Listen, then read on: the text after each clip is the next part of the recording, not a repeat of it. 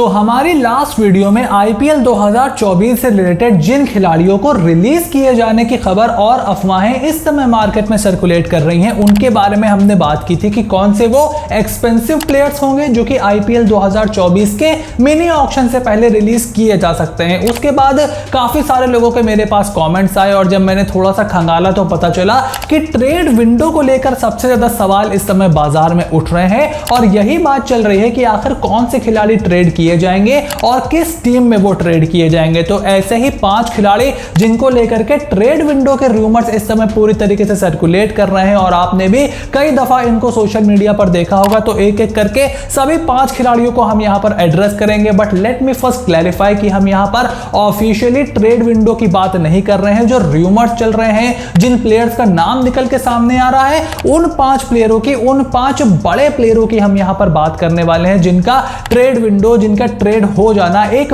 बड़ी खबर होगी। तो क्या उनको ट्रेड करना सही होगा, गलत होगा, रूमर्स क्या कहते हैं, क्या रूमर सही है, क्या रूमर सही नहीं है, सबके बारे में डिटेल बात होने वाली है। तो make sure you stick around till the end of this video. लेकिन उससे पहले भाई साहब, अगर आपने चैनल को सब्सक्राइब नहीं किया है then make sure you click on the subscribe button and like the video as well, क्योंकि अगर आप वीडियो को लाइक करोगे तो ज्यादा से ज्यादा लोगों तक ये वीडियो पहुंचेगी और सब्सक्राइब करोगे तो हमारा थोड़ा सा नंबर बढ़ेगा तो हम पॉडकास्ट पर और बड़े बड़े गेस्ट को इनवाइट भेज पाएंगे। Now without further delay let's begin with the video.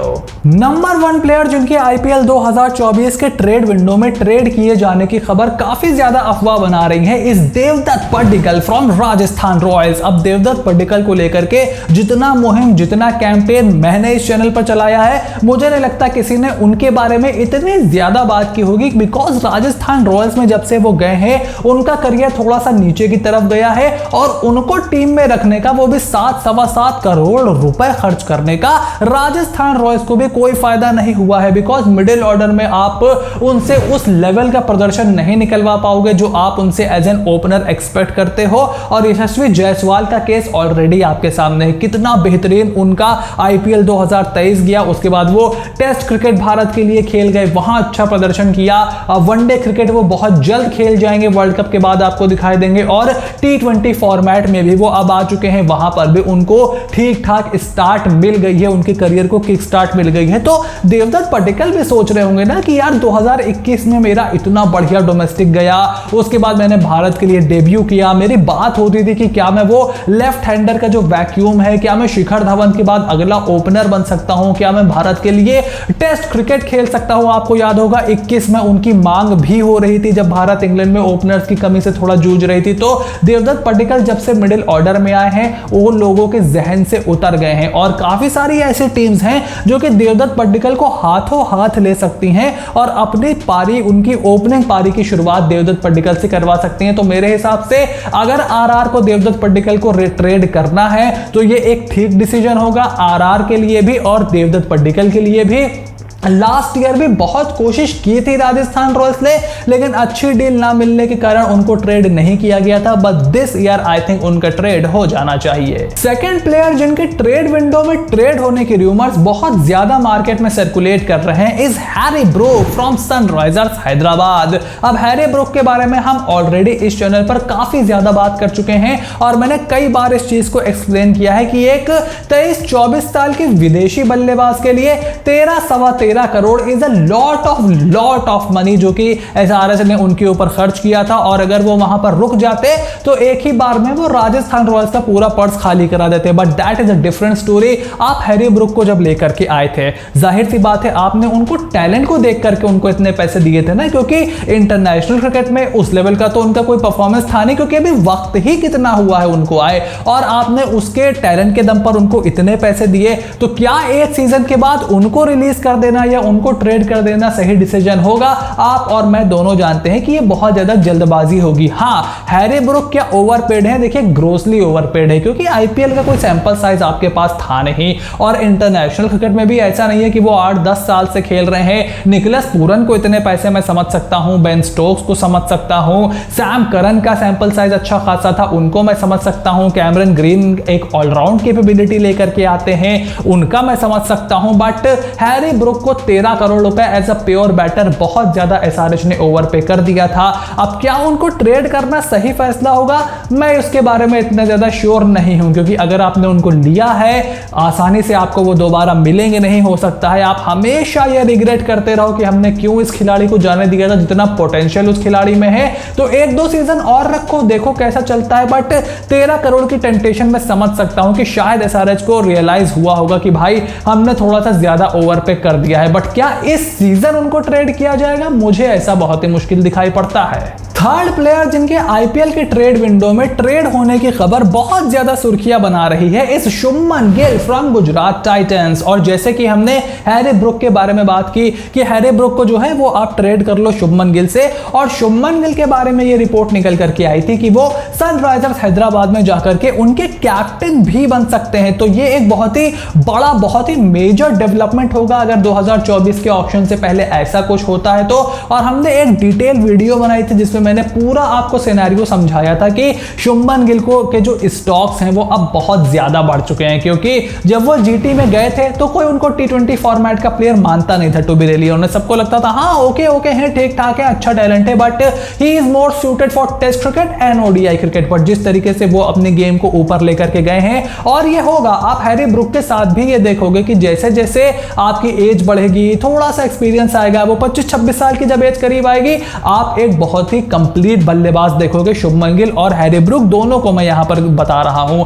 तो अगर हैरी ब्रुक का ट्रेड करवाने में वाकई कामयाब हो जाती है Sunrisers Hyderabad, then I think it might be a fair deal, क्योंकि एक युवा भारतीय कप्तान, फेस ऑफ द फ्रेंचाइज आपको मिल जाएगा। लेकिन क्या गुजरात टाइटंस उनको छोड़ेगी? देखिए, इस साल आपका आखिरी साल है, 22, 23, 24, 3 साल का कॉन्ट्रैक्ट होता है।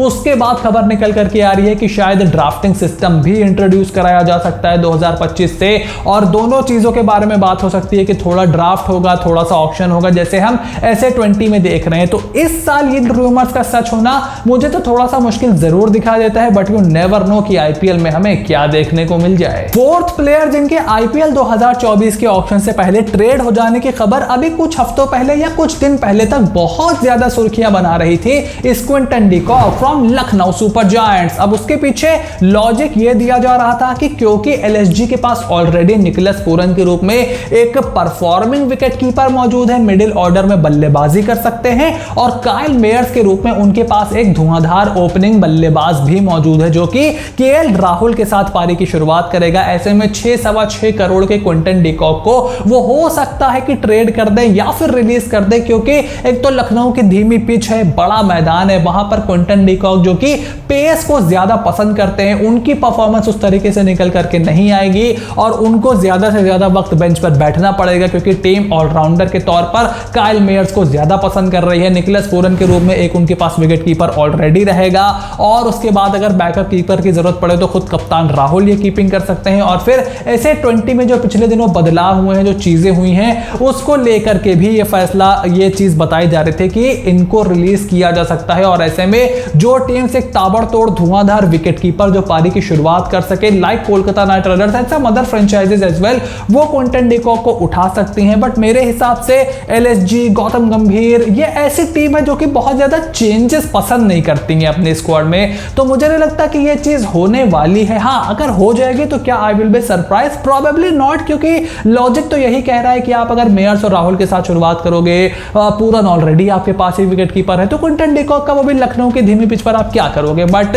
रिगार्डलेस ऑफ दैट, मुझे नहीं लगता कि इस सीजन ये बदलाव होगा। हाँ, उसके बाद अगर हो जाए तो अलग बात है। Last but not the least, fifth player जिनके रिलीज या फिर ट्रेड होने की खबर आईपीएल खत्म होने से पहले ही शुरू हो गई थी, इस पृथ्वी शॉ फ्रॉम दिल्ली कैपिटल्स। अब दिल्ली कैपिटल्स के लिए ये सीजन पृथ्वी शॉ का बिल्कुल भी अच्छा नहीं रहा, और इससे जो पिछला सीजन था वहां पर उन्होंने स्लो स्टार्ट थोड़ी बहुत की, किसी मैच में अच्छा खेला, किसी में नहीं खेला, फिर वो बीमार पड़ गए, काफी सारे मैचेस उन्होंने मिस किए, और दिल्ली का लगातार दूसरा साल वो प्लेऑफ में क्वालिफाई करने से चूक गए। और उसके बाद उनके परफॉर्मेंस परफॉर्मेंस से ज्यादा जो उनकी फिटनेस है और जो ऑफ फील्ड कंट्रोवर्सीज होती रहती हैं उसको लेकर के इस बात की कयास लगाए जा रहे थे कि दिल्ली कैपिटल्स जो है 9 साढ़े 9 करोड़ के पृथ्वी शॉ से अलग हो सकती है। लेकिन अभी आपने देखा होगा रॉयल लंदन वनडे कप में जिस तरीके से उन्होंने फॉर्म दिखाई और जो वो टैलेंट लेकर के आते हैं इन द T20 फॉर्मेट, एक भारतीय खिलाड़ी के रूप में वैसा टैलेंट दोबारा खोजना बहुत ही मुश्किल मुझे दिखाई पड़ता है। इनफैक्ट मैं तो यहां पर कहूंगा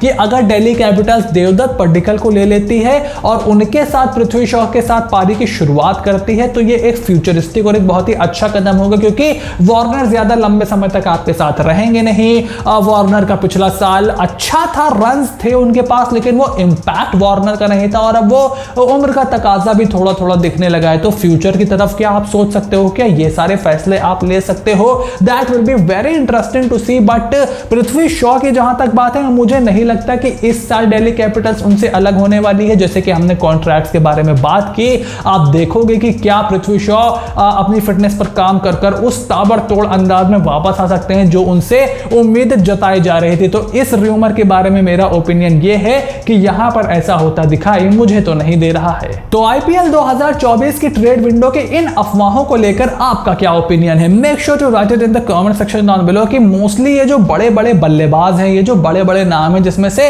भारतीय यंगस्टर्स बहुत ज्यादा हैं और क्विंटन डिकॉक हो गए, हैरी ब्रूक हो गए, क्या वाकई इनको ट्रेड करा जा सकता है? क्या इनका ट्रेड होगा? जो भी आपका ओपिनियन हो कमेंट बॉक्स में लिख करके जरूर बताइएगा। और हाँ, ये भी बताइएगा कि अगर वाकई इन खिलाड़ियों को ट्रेड होता है तो फिर कौन सी टीम में ये परफेक्ट बैठते हैं। और इससे जुड़ी अगर आप और वीडियोस देखना चाहते हो then make sure to write it down in the comment section down below. लेकिन उससे पहले make sure to click on the subscribe button, press the bell notification, become part of the family, क्योंकि IPL से जुड़ी हुई जो भी updates rumours आ रहे हैं उसकी वीडियोस में लगातार लाने की कोशिश कर रहा हूं। लेकिन हमारा पूरा फोकस एशिया कप 2023 पर है, उसको लेकर के काफी सारी वीडियोस हम ऑलरेडी कर चुके हैं, पॉडकास्ट कर चुके हैं, लाइव स्ट्रीम कर चुके हैं, सब कुछ यहां पर फटाफट जारी है। अब आप इंस्टाग्राम पर भी 5 स्पोर्ट्स को फॉलो कर सकते हो, वहां पर भी आपको रील्स, अपडेट सब कुछ देखने को मिलेगी। So you have to stay tuned for everything that is coming your way and I will see you soon in the next video.